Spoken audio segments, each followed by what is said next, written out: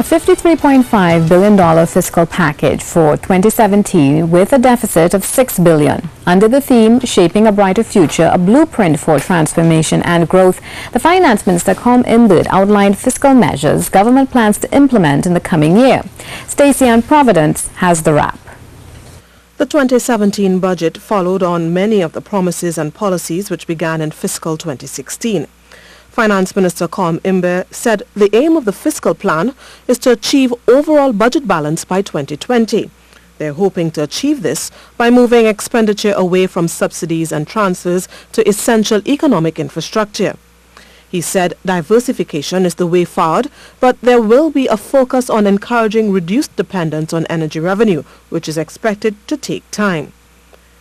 Taking into account forecast oil and gas figures, the budget was based on oil price of between $48 and $50 per barrel and a gas price of $2.25 per MMBTU. And with oil revenue expected at $2.575 billion and non-oil revenue of $44.866 billion, government is expecting a total revenue of $47.4 billion. With expenditure set at $53.475 billion, there's a fiscal deficit of $6 billion, which, according to Minister Imbert, represents 3.9% of the GDP.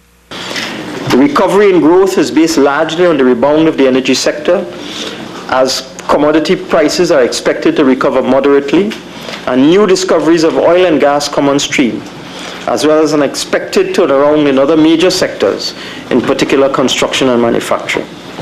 That said, with crime continuing to be one of the hottest topics for this year, it was no surprise that national security got the largest cut of the budget, followed closely by education and training and health. And as expected, the THA got considerably less than their requested $5 billion. And with core revenue, that from taxation, royalties and duties projected at $37 billion and government expecting $9.69 billion in one-off revenue, the minister stressed the need for new sources of income to be identified.